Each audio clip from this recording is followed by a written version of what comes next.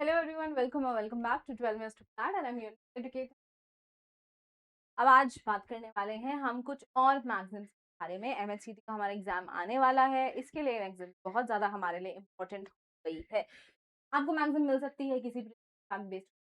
क्या आपके सामने कोई मैगजीन आ सकती है as a direct legal GK question कि बताओ इस मैगजीन का मतलब क्या होता है। और मैगजीन्स ना समटाइम्स बहुत कंफ्यूजिंग, तो make sure that you revise these magazines and again and again and again. Alright, चलो अब आज की पहली मैगजीन देख लेते हैं। मैगजीन का नाम है नलम क्रिमेन सिने लेग।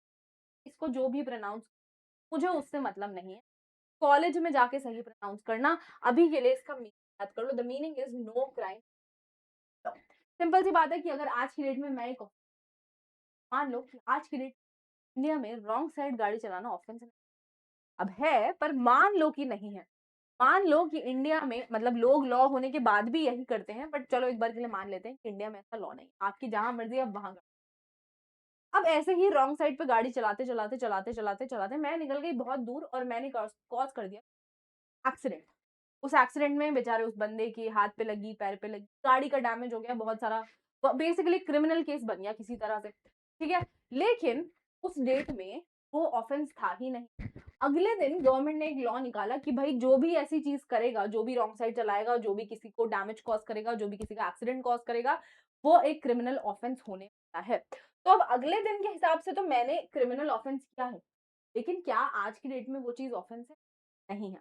अनदर सिंपल एग्जांपल कि मान लो अब जैसे ना हम जब स्कूल जाते थे ना, तो हमारे स्कूल्स में इस तरह की कोई भी जैसे हम कहते हैं ऐसी रोक नहीं होती थी कि आपको आप हाथ में कुछ नहीं पहन सकते, आप वॉच नहीं पहन सकते, आपको अपने हेयर एक सर्टेन तरीके से टाई करने पड़ेंगे, right. So my school did not have anything like that.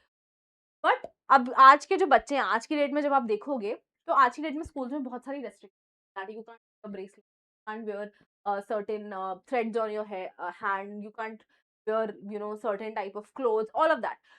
अब मान लो कि आज की डेट में स्कूल्स ने उस चीज को बना दिया क्राइम, पर क्या वो मेरे टाइम पे क्राइम था? नहीं। तो अगर आज की डेट में मुझे उस चीज के लिए पनिश किया जाएगा, will that be acceptable? No. कि जब मैंने किया था तब वो क्राइम नहीं था।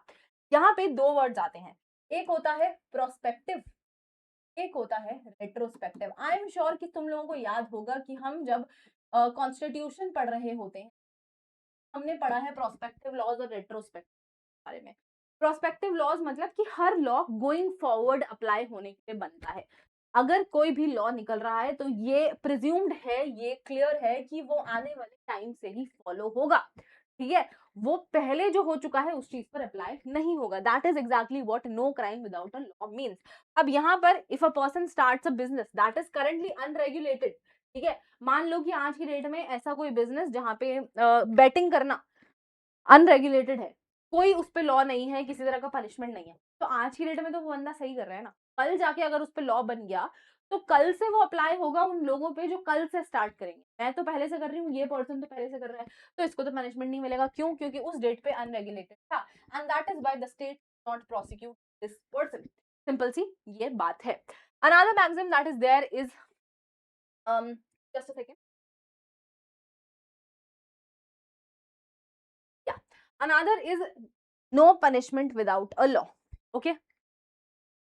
ये no crime without a law था, ये नो पनिशमेंट। सिंपल सी बात है, अगर किसी चीज पे लॉ ही नहीं बना हुआ है तो पनिशमेंट कैसे मिलेगा? पनिशमेंट तो आप तभी दोगे ना जब किसी ने कोई लॉ ब्रेक किया हुआ है। अगर लॉ ही नहीं है, कोई चीज क्राइम ही नहीं है, तो उस क्राइम का पनिशमेंट कैसे दोगे? किसी चीज का प्रोविजन होगा तब तो आप उसको ब्रेक करोगे, उसको ब्रेक करोगे तब उसका पनिशमेंट अप्लाई होगा। जब वो सारा ही दोनों ही चीजें नहीं है, जो पहले दो एसेंशियल एलिमेंट ही नहीं है, तो there will be no punishment without a law as well, ठीक है। अब जज और state cannot invent a punishment और इंक्रीज द पेनल्टी। मान लो किसी चीज को ऑफेंस, किसी कोई भी एक्ट एक ऑफेंस है और वो ऑफेंस का पनिशमेंट सिर्फ है लेट्स से फाइन। फिर फाइन है, किसी भी चीज को ऑफेंस है, मान लो फाइन इज फॉर 1 लाख रुपए, तो जज जो है अपनी मर्जी से ये नहीं बोल सकता कि चलो 1 लाख रुपए के साथ अब मैं तुम्हें जेल में भी भेजूंगा। नो। क्यों? क्योंकि उस चीज के लिए पनिशमेंट ही नहीं है वो, ठीक है। तो जो पनिशमेंट लेट डाउन है जिस चीज के लिए, वो उतना ही मिलेगा। और अगर किसी चीज के लिए कोई पनिशमेंट लेट डाउन नहीं है तो नहीं मिलेगा। फाइन की जगह फाइन लगेगा, पनिशमेंट की जगह पनिशमेंट लगेगा। फाइन के साथ पनिशमेंट नहीं लग सकता अगर लॉ स्पेसिफाई नहीं कर रहा है। पनिशमेंट अगर लेट्स से 2 साल का है, 3 साल का है, तो उसको बढ़ा के 10 साल का नहीं किया जा सकता, क्योंकि लॉ ही परमिट नहीं करता है। और इसी मैगजीन का नाम है अब इसको तुम जो भी प्रोनाउंस करो that is your wish, all I want is कि आपको ये याद, this is no punishment. Alright, I hope यहाँ तक बात बिल्कुल समझ में आ रही होगी, बिल्कुल क्लियर होगी। Okay, now the next maxim that we have here is he facet per alium, facet per se, he who acts through another acts for self, which means ऐसे लोग जो किसी के थ्रू कुछ काम करवाते हैं, किसी के थ्रू कुछ गलत ऑफर करवा रहे हैं, यही कंसिडर होगा as if they have done your themselves.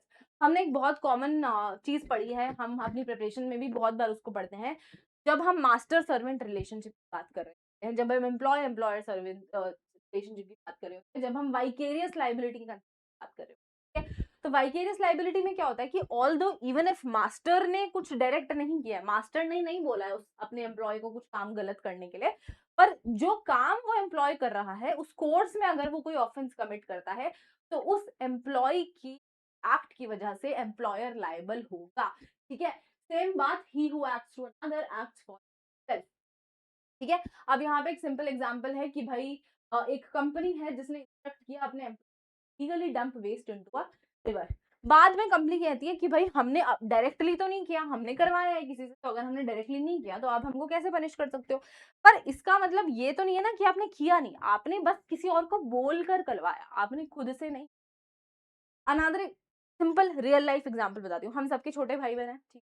अब बहुत सारे लोग ऐसा करते हैं कि अपने भाई को थोड़ा थोड़ा लालच देके बोलते हैं जा तो जरा पापा की वॉलेट से पैसे तो निकाल के ला, अपन दोनों पार्टी करेंगे।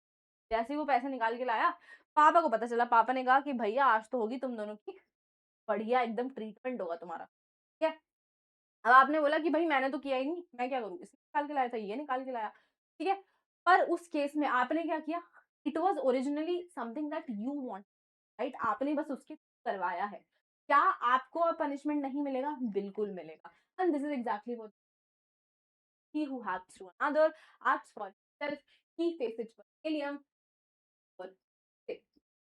All right, so yeah, that was it for today's session on legal maxims, and I will see you guys in another session. Till then, take care, bye bye, and have a good time and keep revising, don't forget that.